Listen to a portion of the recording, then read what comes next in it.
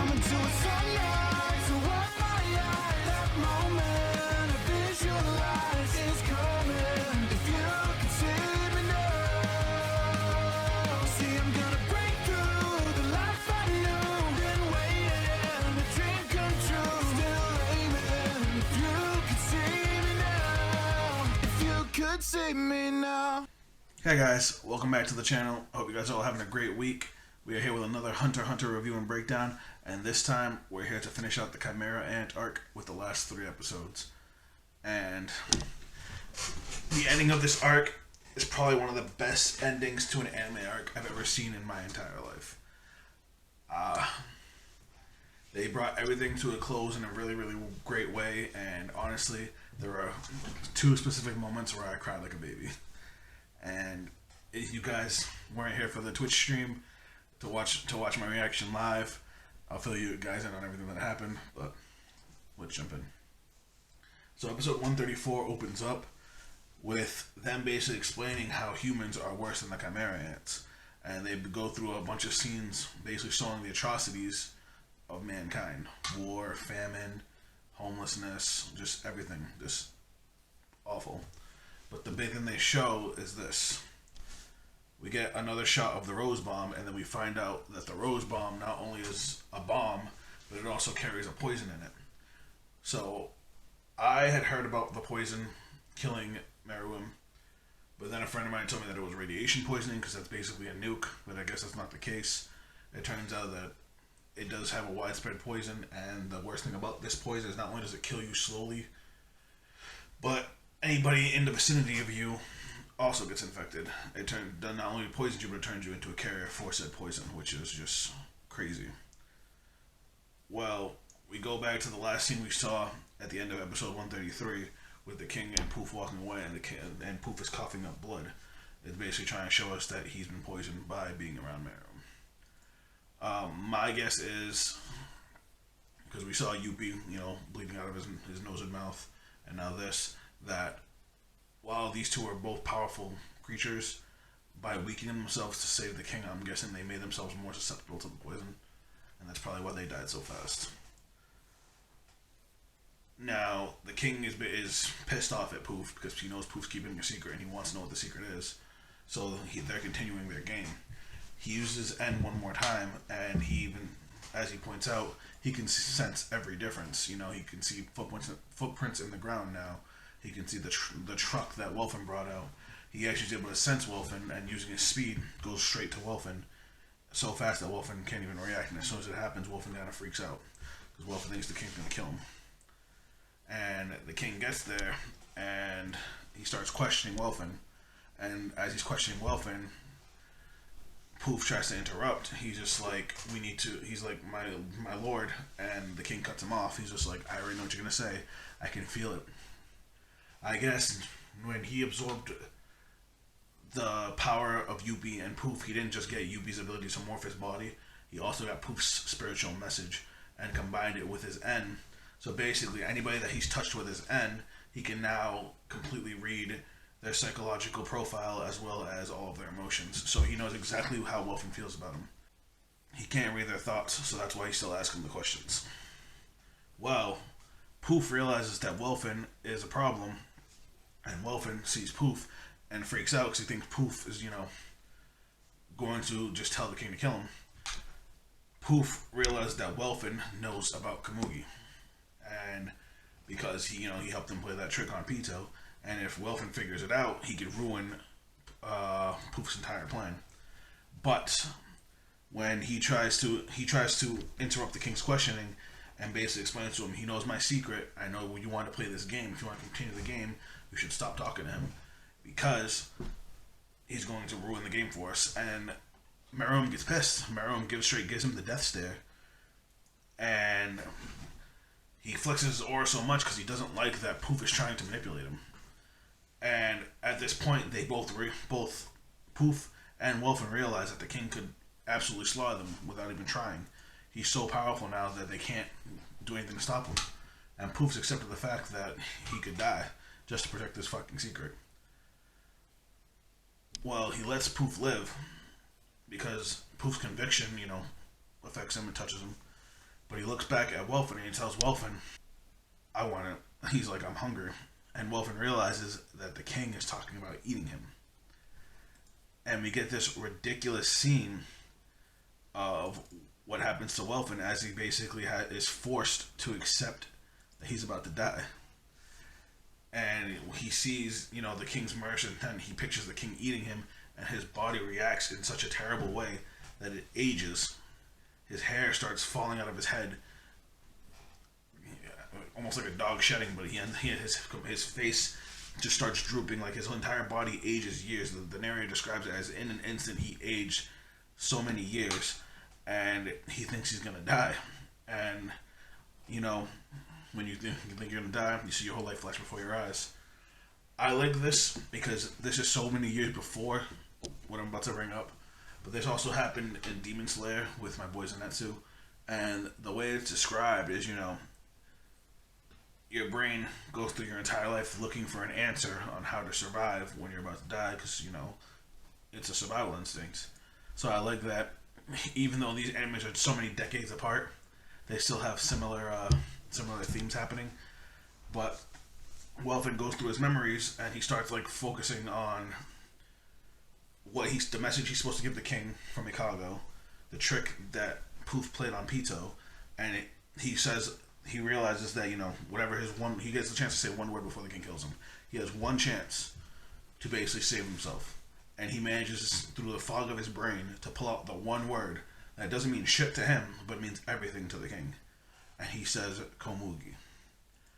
And as soon as he says it, the king's jaw drops.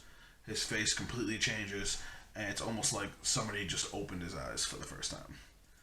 And as the realization of what he's been missing this entire time hits him, Poof feels absolutely defeated because he can feel the difference in the king. He can tell just how much the king cares about Komugi. And something absolutely major happens that I didn't see coming. Even though he's already decided to let Welfin live, he wants to know why Welfin hates him so much, and he wants to know where the girl is. So Welfin gives him the message because he already figured it out that Welfin was supposed to tell him this entire time. That's why Welfin came out. So Welfin tells him, they're in the warehouse, and he also lets his emotions take over, and he tells the king the truth. He's like, I will never call you king. The only person I'll ever call a king is Gyro. This is his human memory's taken over. He's like, you and the rest of the ants are the enemy. And now I thought that this was a mistake and that Meruem was going to kill him. But he's just like, no, is that right? Well, I hope you find him. And as he's walking away, he's like, and if you can, I hope you can live a human life. And that was the end for Poof. Poof just started crying his eyes out because he realized the king that he wanted is gone. But Welfin got to live. And that was the end of the episode. The end of the episode is literally the king just walking off to go find Komugi. It was ridiculous. I even yelled. I was like, that's huge for him to have let Welfin live after that. Now, 135 is where I started getting in my feels. So the episode opens up very differently than normal. It opens up without no opening song, but the credits are rolling, the opening credits, as the king is walking into the warehouse with all the lights shut off, and we find out that he actually has another new ability. He's able to turn his N into small photons and could search, everything without actually having to see it. Kind of like what Poof was doing with his segments, except he does it with his N. He finds Palm. He goes up and meets Palm, and it's him. Palm's in the closet, and he starts talking through the closet. He basically asks, "Is there any conditions that you want for Komugi to safe return?" And he starts talking. He's like, "Listen, all I care about is Komugi. If you guys are fighting to save humanity, you already won." And he's just like, I can tell. Obviously, you can tell what Palm's feeling through his end. But you already know my condition. All I want is to spend my last few hours with Komugi. And upon saying this, Palm comes out of the closet. And they did a really good job here showing off Palm's, I think the word's dichotomy, duality, that's the word I'm looking for, between her human and her now chimera ant side. Because while she's talking at the king, basically saying how none of it makes sense, in her mind, her human half is already understands what the king's coming from. that he's saying that he doesn't want to fight anymore, that he doesn't want to control the humans anymore, and to the Chimerian half of Palm, this doesn't make any sense. But to the human half, she realizes how much he loves her. And the big thing is this. He cares so much that he goes to drop to his knees and beg Palm for her location. And Palm stops him. The Chimera Ant and Palm cannot physically handle the idea of their king on his knees in front of anyone, especially someone as lowly as Palm, who's just supposed to be a soldier ant. It was a ridiculous scene. But Palm basically agrees to tell Meruem where Komugi is as long as he allows Palm to watch him with her ability. And that's the last part we see of that scene. Before we see what happens with Komugi, we actually get our last shot of Poof, and he didn't make it very far before he died. He, I guess, going to find Pito, which was the last order Meruem gave him, he just collapsed and died. He got a trail of blood leading up to him. We go over to the warehouse where they had Komugi in the box. We find Komugi, and Meruem smiles because Komugi is playing Gungi in her sleep. And he wakes her up, and he's like, let's play. Now, we actually do a little bit of a flash forward, and we see the Hunter Association basically descending on the capital. And they basically flipped it to be like the king of East Gorto basically was gathering everyone there to basically do a nationwide murder-suicide. They find his body dead in the middle of all these explosions, and they think that this was his plan the entire time. We see Moral on the phone talking to Green Dude. I don't know if you guys remember him, but he was the guy at the Hunter exams with Netero. And they're basically saying that Palm's watching the king and Palm's going to confirm when he dies, and that's what they're waiting on. This Green Dude basically, gives Moral some shit that they shouldn't be just confirming for one person to do it. They should get eyes on. But, we all know Palm's ability. It's fine. He actually opens up a safe and pulls out a disc, and we hear a message from Netero. And then we get the narrator telling us that this was actually Netero's last will and testament. Basically, Tim resigning as the chairman of the Hunter Association, and how he wants them to select the next chairman. Though we don't get to hear the whole message, it gets drowned out by the media, which is funny because the narrator explains that that's how it was for everybody else. The only people that really noticed it were the Hunters. We also find out that Diego, the leader of East Gorto, was never actually there. Turns out that was a fake Diego, and that the real Diego retired 30 years ago, and is just chilling in some random country reading the news. But here's where stuff gets really emotional, because we jump back over to Meruem and Komugi, still playing Gungi, setting up a game, and as they're playing, she talks about what she went through from her perspective, because she's blind. She said somebody kicked her really hard in the stomach. She didn't know what happened. She was unconscious. We know, she got caught in the blast, and then Pito healed her. And then she was kidnapped, and that she assumed that Meruem saved her.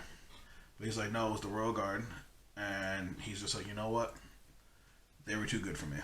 And that's, again, a huge thing for him to say. And we get this beautiful shot of all three of them all smiling, and you could just see the way they portray this must be how he sees them in his mind. And even after all the bullshit they went through, he loves them just as much as he loves her. But she says that she's going to thank him, and he's like, I'll relay your message, I'm going to go see them soon. He already knows all three of them are dead, including Pito. But he smiles. It's actually really nice to see him smile, and they start playing.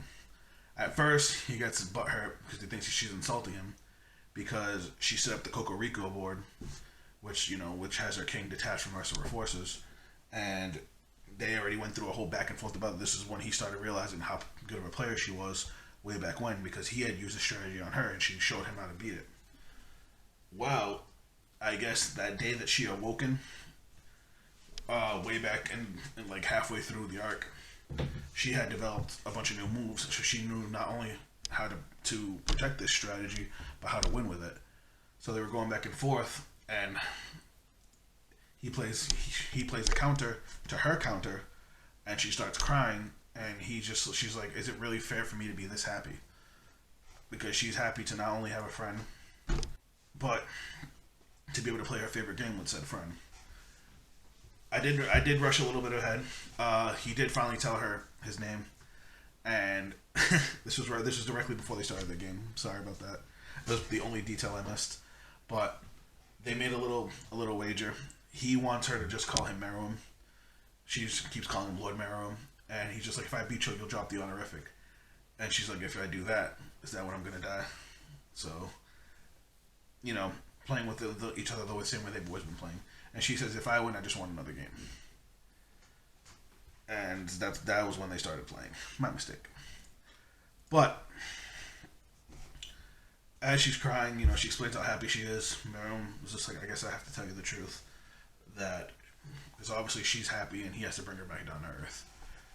That, that he has been poisoned. And that he is dying. And that he wanted to spend his last moments with her playing their favorite game. But his poison is contagious, and if she stays with him, she's going to die too.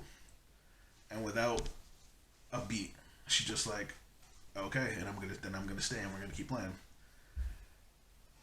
And she says that I feel like the reason I was born was to be here for this moment, for your end from the get go. And at that moment, he has a huge epiphany. And it's beautiful because like the world like lights up to him because he realized this is the reason I was born too. Like this is the moment. And it was honestly really, really sweet. But what got me is what they did after. They played through the credits, showing through the memories of Meruem and Komugi, and then we get to the after credit scene, and it's super dark. You just see the little lights of his end, and you hear him asking, "Komugi, are you there?" And she's like, yes. And they're going back and forth making moves. But he keeps on asking, Komugi, are you there? Like, in between each of their sentences. She's like, that's checkmate. And it's silent. Komugi, are you there? And she's like, yeah, let's play again. So he starts setting up the board. And he's like, you know what, Komugi? I'm feeling really tired. I think I'm going to sleep. Now, I knew this was it because it didn't really click at me until I heard him say it, but he has never slept the entire time that he's been alive. We've never seen him sleep. So when he said he was tired and he wanted to sleep, I knew this was going to be his end. But he asks her if she will hold his hand while he goes to bed. She agrees, and we see a very, very light shining over what I after seeing it the second time was his face, and her feeling his face until she found his hand. And he asks her, his last wish was for her to say his name. And she's like, okay. And then she says, good night, Meruem. And we get this beautiful picture of him resting on her lap. It's an absolutely beautiful art. And then the very next second, we see a close-up of her face, and we see the dried blood around her mouth and nose, because she even says, it won't be long, I'll be following you soon. He said he wanted her to stay with him until he wakes back up. That he'll only be asleep for a short amount of time, but that was the end. It was crazy. I cried. I didn't expect it to hit as hard as it did, but it did. And then we go to the 136, which is the last episode of the arc. This episode opens up with a bunch of politics that really don't pertain to the storyline, but I'll try and translate as much as I could. Basically, the NGL and East Gorto basically got given to the military, basically dissolving the countries, and the NGL became a nature reserve under the jurisdiction of the Hunter Association. So basically all the wildlife there is protected. So we see Bloster and Welfin there, and Bloster decides, since he doesn't have any of his human memories, that he's just going to stay in the NGL. The only thing he knows is that the NGL feels like home to him. Welfin is going to leave with Hina and Bisef, and they're basically going to go find Jaro. We see another shot of Hina's servant, and I guess she also decided to stay in the NGL with Bloster, but I guess Bloster hints at her remembering who she actually is. We still don't know much about her, because she doesn't talk. We get a cool little scene of, you know, Wolf and Hina, Bizef in the truck, and they're talking about what they're gonna do next. They're talking about finding Gyro. Bizef is saying he's gonna start living in Meteor City, that he's basically a political criminal now. But Welfin tries to like make them feel better. He's like, "Hey, let's just enjoy the ride. I bet Gyro's already got people and equipment gathered up for us to start another country, so we'll be back on top." And they basically all ride off, optimistic about the future.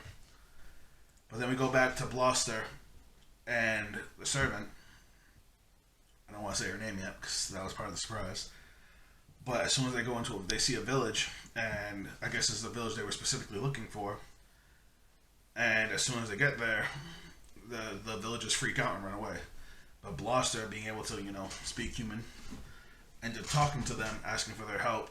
Basically says that, you know, we come in peace, and he explains the situation. We don't get to hear the explanation. But then we go over to this. This woman was the beginning of the arc. We remember she was the mother of the family. It was her little boy, little girl, living in the NGL, and they were her children were the first humans to be eaten by the queen.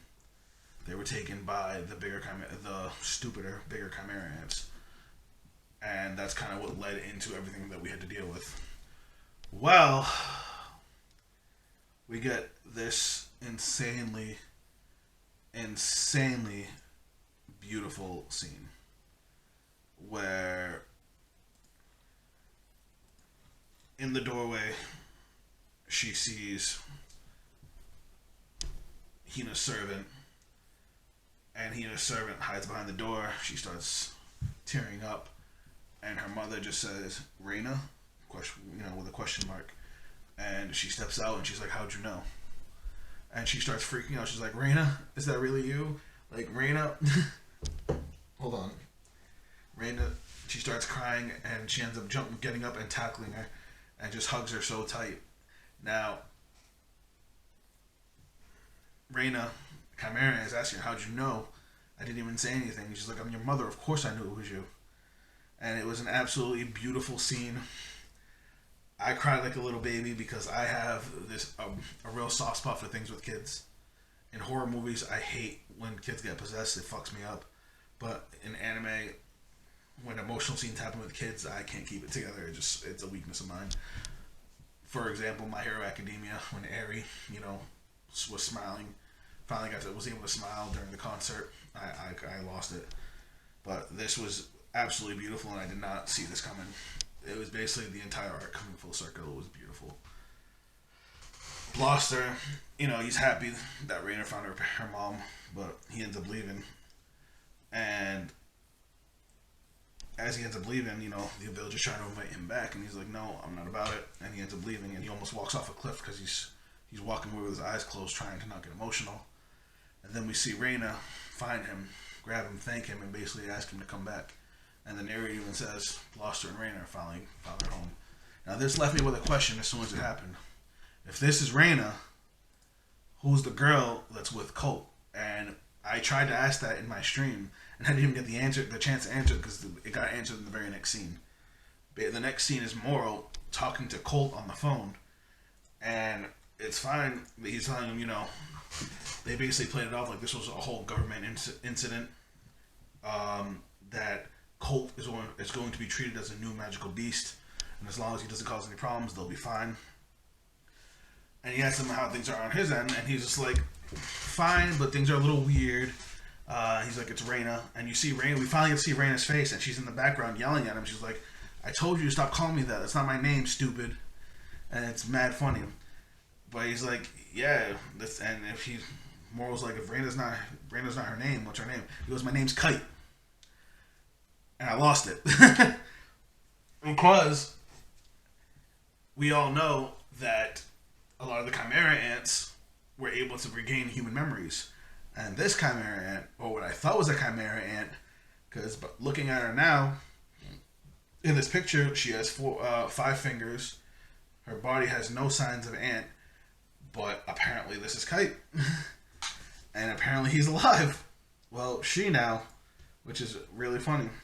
Moral rips off all his IVs and tries to run after Kilo and Gon to let them know that this is what happened. Well, we jump over to Killua, who we haven't seen in the last like 3 or 4 episodes, and he just looks defeated. You know, he's looking at Gon through the glass. Gon's just all fucked up, barely hanging on. I mean, he destroyed his body. He destroyed his Nen, his life force. And Killua has a monologue talking about his relationship with Gon, where when he went out with Pito to go get Kite, he had wished that he had asked Killua to come with him. He wished that it didn't always feel like he was keeping him at arm's length. That during this entire thing, like when he said, "Come on, let's go," when they went after Pito, he's like, "Were you said telling me as your partner or as your friend?" And he explains how, you know, Gon's always rushing in without thinking, and Killua always has to clean up his mess. And that's always how the relationship has been. He's like, "You know what? I'm gonna clean up your mess again now. But when you're better, I'm not letting you get away with it. You're going to apologize for putting me through this." But I guess he's already got a plan to help fix Gon. Nove walks in, and Nove basically explains that he's going to get the specialists and their equipment to come and help Gon. That he's going to use his Nen ability to get them there faster, but he has to fly out to them first. And Killua's fine. He's like, "Fine, get all the doctors, get all the equipment. He's gonna need them until I get back." And we see this face, and we see that this is, you know, this almost looks like his assassin face, but he looks determined, like he's ready to go. And the last thing we see is him leave, and he's like, "If anybody's gonna save Gon, it's gonna be me." I don't know what his plan is. I don't know anything past this. And the last thing we see is we hear from the narrator that, well, the last thing we see is we actually get to hear Netero's final request. Basically, he resigned as the chairman of the Hunter Association, and he basically said that he wants them to vote on who's going to be the next chairman. It has to be by popular vote. He wants every hunter to put in a vote for it, and they need to have at least a 95% completion rate, something like that. I think that's what the words they use. But if they can't get that high, then they go for a revote. And as far as gathering all the hunters, he said leave it up to the Zodiacs. It shouldn't be harder than them. It should difficulty D. So the Zodiacs are apparently the top hunters. They're like the leader of the hunters. So we see their backs.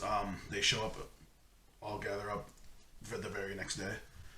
And then we see this. The last thing we see at the end of the arc is we finally get to see Jing show up. And I don't know what that's the kind of drama that's going to cause. I mean, his son's in the fucking hospital. I didn't even know he was going to show up. Like, that shit was absolutely crazy to me. But this is the end of the Chimera Ant arc, and we are on to the last arc that has been animated for Hunter x Hunter. This arc was a wild ride. Honestly, my only issue with the arc was some of the pacing. As far as everything that happened all encompassed into one, I still prefer the York New City arc. But as far as endings go, that was probably one of the best endings in that, like, all of anime. But anyway, that's it for me, guys. I hope you enjoyed this review and breakdown. If you guys want to see more of these, please subscribe, turn on the bell notification. I do these at least once a week. If you guys want to catch the stream when I watch these live, I will be streaming again Saturday night, 9 p.m. Eastern Standard Time. You can check the link on Twitch down below in the description.